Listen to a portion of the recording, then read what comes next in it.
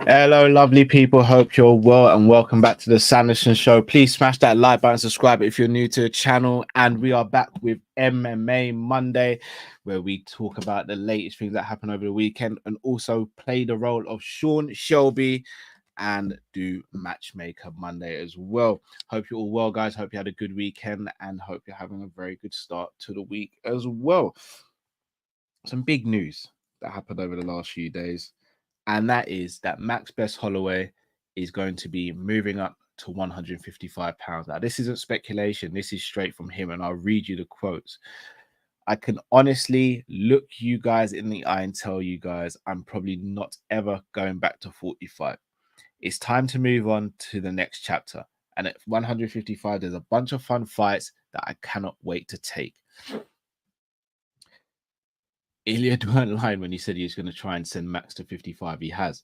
Now, Ilya's not the reason why Max is going up. Max is the reason he's going up. Max Holloway joined the UFC when he was 20 years old and is now 32, if I'm not mistaken. 12 years of him making weight. Now, at the age of 20, making the weight, as we all know, would have been very easy for him, probably. By the age of 25, 26, starting to get a bit more difficult. By the age of 30, really tough.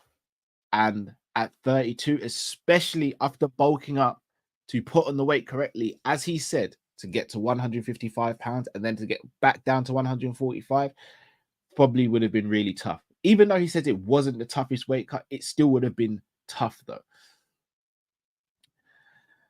Now, that being said, though, Holloway is looking to move up to 55. And it's not like he's not been there before. He's fought twice there. He's fought against Poirier back in the day where he lost a unanimous decision. And he's recently fought at UFC 300 against Justin Gaethje in what many consider to be the fight of the year and more people consider to be knockout of the year, where he won in sensational fashion.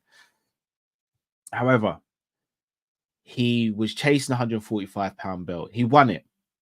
Defended it for 5 years, if I'm not mistaken, and then lost to Volkanovski. They had a rematch. I believe he won the rematch, but the results stand that he lost the rematch. So that made it 2-0. He then earned his way to get a third shot, and he got beaten decisively by Volkanovski in that fight. So you're looking at this fight of Ilia Topuria thinking this is not necessarily definitely his last chance of getting 45-pound gold because he's only 32. But you'd assume going into this, if he didn't get the strap, that he'd probably look at different pastures and think, maybe I'll go somewhere else. And I think that's what's happened here. He's probably looked at the state of the division and think, right, so I've beaten all the contenders. Maybe the only contender he hasn't fought is probably like Josh Emmett or Diego Lopez. Obviously got Evloev and Sterling now in there as well, but traditionally from that 45-pound crop. Then you're thinking, right, Ilya's just won, so I'm not going to get an immediate shot there because I just got knocked out. Alex Volkanovski is meant to be next. Then it's meant to be Diego Lopez after that. Then it could be Evloev or Sterling after that. How many fights do I have to take in between just to get another crack at the belt, let alone win it? I think he's probably looked at the situation and thought, look, I looked really good at 55 the last time I was there, beating a durable, world-class fight in Justin Gaethje. Why not test my hand again? And if I'm going to be honest, looking at 55-pound division, guys, it suits Max quite nicely. And he's right. There's so many fun fights to make. Look, he's already spoken about Dustin Poirier and doing a BMF title fight for that, in terms of Dustin Poirier saying he's only got 2 fights left. Max said he would love to be Dustin Poirier's last fight. If I'm not mistaken, I think his first fight in UFC, Max's, was against Dustin Poirier, if I'm not mistaken. So that would be just a crazy circle of events. You've also got Dan Hooker in there. I mean, Dan Hooker versus Max for the BMF. Yeah, sign me up. You've got Michael Chandler in there. Yeah, Max versus Michael Chandler. Sign me up. You've got Justin Gaethje. I wouldn't mind seeing a rematch, even though it ended emphatically. I'm still up for the rematch. You've got Rafael Fiziev. I'm good for that fight too. Everyone knows how much I rate Rafael Fiziev. You've got Moicano. Yeah, sign me up for that as well. You've got Jalen Turner. Sign me up for that. You've got Benoit Saint Denis. Sign me up for that. Oh, and you've got another person there. You've got Paddy Pimblett too. Sign me up for that. But the fight that really stands out to me, guys, really stands out to me, barring maybe an Islam Makhachev, which would be for the belt, which would be sensational if Max was able to get the 55-pound belt. Charles Oliveira. Now, I know Charles Oliveira's got a fight against Michael Chandler, and we'll obviously do predictions for that nearer to the time, etc. And there's no guarantee he beats Chandler. He was losing the first fight before he stopped Chandler. But Max versus Chandler, we've had it in the past. Many people don't even know them two fought at 45, but ended in weird fashion. If I'm not mistaken, Charles Oliveira tore his esophagus. So it looked as though, and again, Charles Oliveira has been labeled with this. It looked as though Charles was quitting on himself. He actually had a torn esophagus, a really, really bad injury that he had to, stop the fight for. So we never really got to see that fight. Max versus Oliveira could be special. And if I'm going to be honest, two of my favorite fighters. And it'd be pulling at my heartstrings, but from a fight perspective, and as a fight fan, sign me up for that. So look, that's about 7 fights I've just made for Max Holloway at 155. So let me know in the comments, guys, who would you like to see Max fight at 55 next? Because I know who I'd like to see. Right. Now we move on to Ankalaev versus Pereira. The fight that hasn't happened yet, but a fight that needs to happen. And Ankalaev has been really, really outspoken. And I gotta say, and it's gonna sound really harsh, but look, I'll say it anyway. If he was as exciting in the ring as he is outside it with his social media, this fight would have been made already. And look, Bilal Muhammad pulled out the fight with a bone infection. And look, straight away, everyone's saying Alex Pereira, because he saved the UFC 3 times already this year. And people were saying, well, Ankalaev's not going to turn around that quickly. He just fought. Ankalaev has said this in a set of tweets. Fake news. I'm the only one who is ready for the December, but he deserves the rest. Who do you guys want to see me fight next? Hashtag voodoo killer. Hashtag running Alex. Then says, focus on MMA. Voodoo is not going to help you, my son. And then also goes and say, I promise all my friends I'm going to punish this guy. I will knock him out, inshallah. Also said that Alex isn't ready for December. Now, Alex was on a podcast recently saying his hand still hurts from the Khalil Roundtree fight, which is to be expected. He landed a stupid amount of punches on Khalil Roundtree, and Khalil Roundtree, being the warrior that he is, would not go to the ground, would not quit, would not stop fighting. This is the fight we need to see at light heavyweight for so many reasons. 1, Ankalaev on merit deserves it. 2, he's on an unbeaten run. 3, he's the #1 ranked opponent. And 4, it's a fight we haven't seen at light heavyweight. But it's a fight that Alex needs, in my opinion, just as much as Ankalaev. The doubt about Alex is he can't fight a grappler, or what happens when he fights a grappler. Well, we'll find out. Even though Ankalaev isn't a grappler, he can grapple really well. Can Alex Pereira deal with someone who has knockout power, who gives the threat of a takedown? Because let's be real, Jamal Hill, Yuri Prohaska, and Khalil Roundtree, there was 0 threat of a takedown. So they were all going to be standing fights. There is a threat of a takedown here. And I guarantee you, if him and Ankalaev fought, Ankalaev is going to shoot for at least 1 takedown. He'd be stupid not to. So you look at that and you think, okay, he needs to fight. They both do. But I spoke about this, I think, on Friday. It doesn't benefit either of them two to fight before the end of the year. Ankalaev's off the back of a training camp and a fight. And if you're fighting for the belt, knowing that you don't have great favor in the organization, knowing that you don't have the fan base who clamor to see you in this position, you want a full camp. You want to have as good a camp as possible and as much preparation as possible so that it gives you the best chance of winning the fight.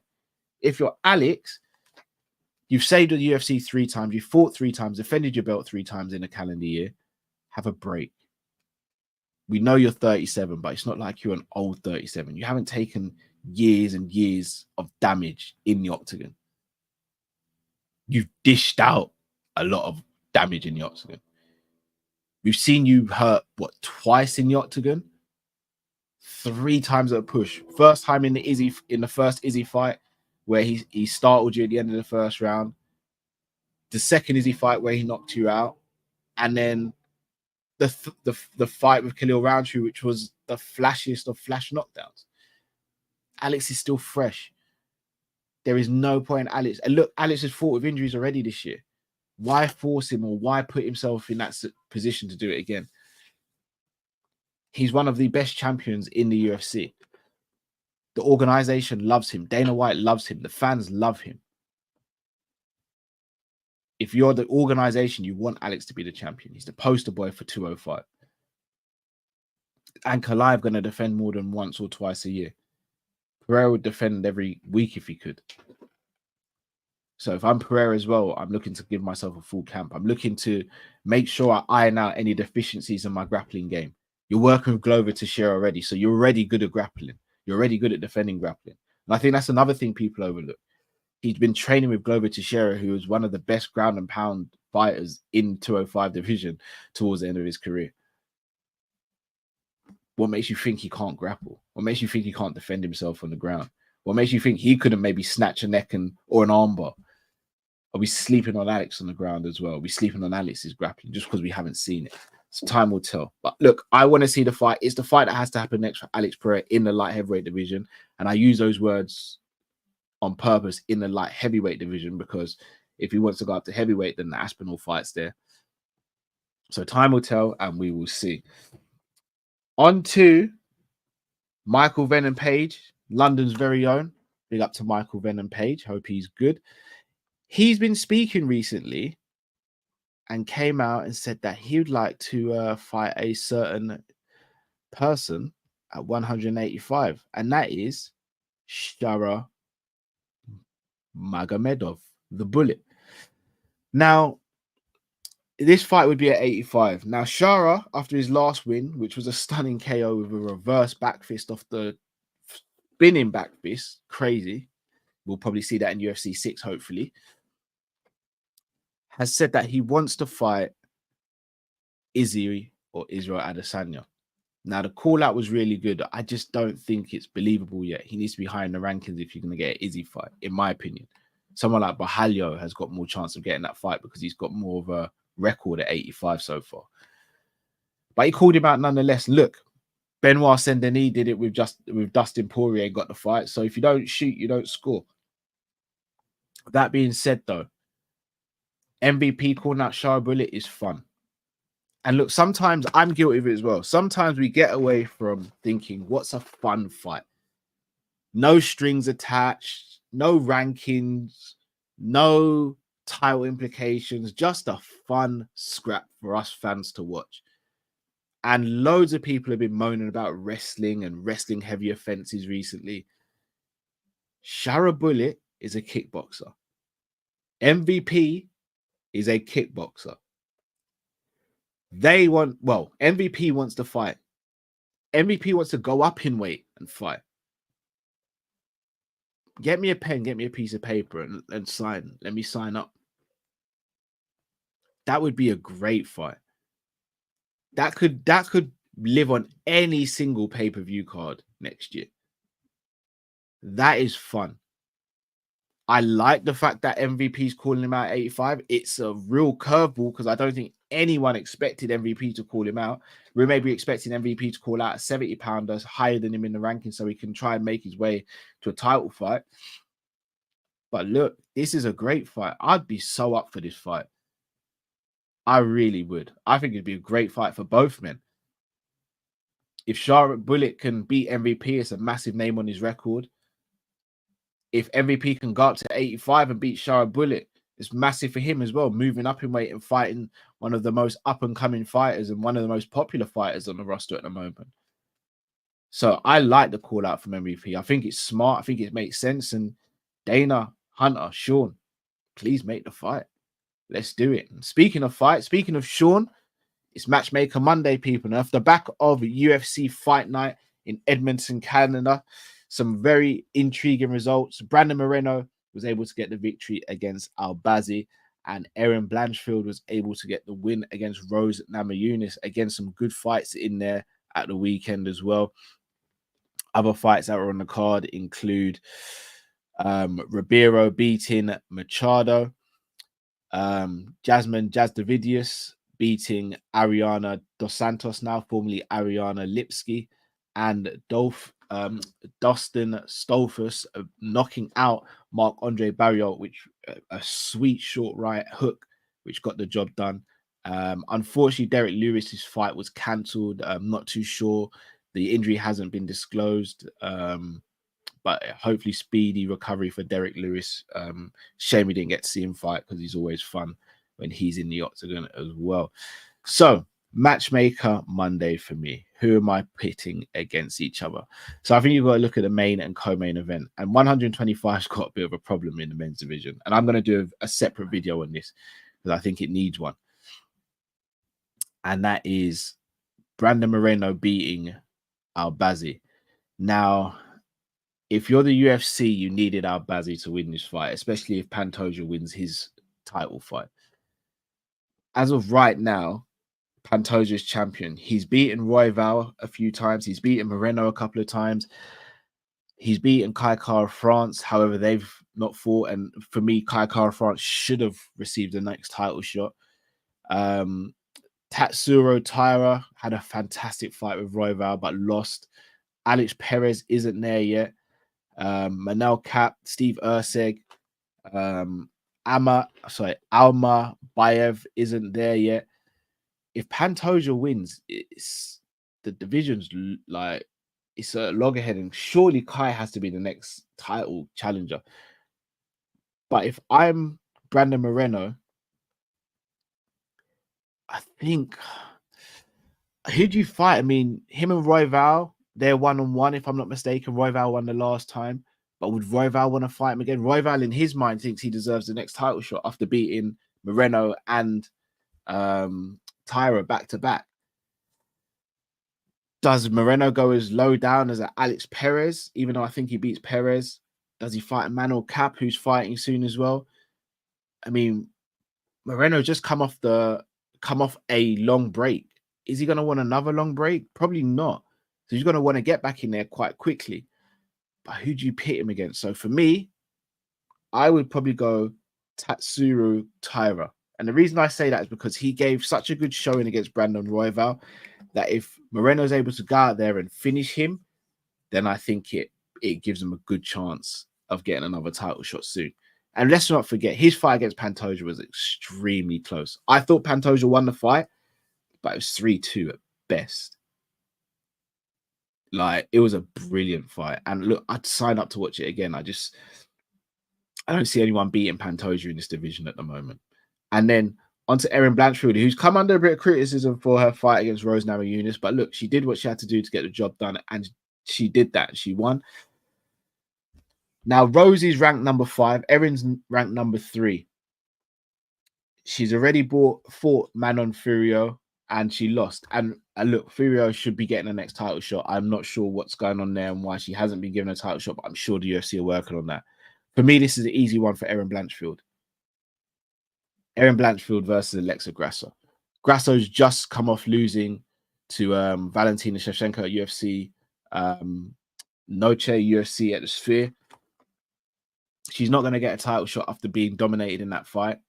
Erin Blanchfield could really catapult herself by getting a win over Alexa Grasso.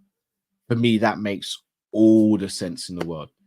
So I don't see again why the UFC can't make that happen. So the two fights for me, Brandon Moreno versus Tatsuro Tyra, and Erin Blanchfield versus Alexa Grasso. So that is me. That is Sean Sanderson speaking. So I want to shout out to Big Yards 88. Shout out to Pimp in Distress. Yeah, I know. Big up to Flex, man. Absolutely disgusting. And a shout out to Alex George, the Arsenal fan who always supports the work that we're doing. Big up yourself, Alex. People, I will be back with another video. Probably be a pre-record, so look out for it. Maybe coming out today, later, or tomorrow morning. And then we'll have combat catch-up tomorrow night with Luke and Jamie after I'm finished doing stuff with Coppish. And then Wednesday morning live show. Thursday, probably have another pre-record of some sort. And then Fight Friday. So I've got a packed week from myself, people. So if you haven't already, smash that like button, subscribe if you're new to the channel. On the road to 3,000k and not too far away at the moment. So please, please help me get there. Massive shout out to everyone. RIP indeed, yes, to Quincy Jones, who passed away at the ripe age of 91 years old, had a fantastic life, did some fantastic things, and is an inspiration to many. Big up yourself, Big Yards. Big up yourself, Pimp. Big up yourself, Alex. And big up to everyone else watching. Thanks all for watching and listening. Before you go, please make sure you subscribe to the Sanderson Show. Take care, everybody.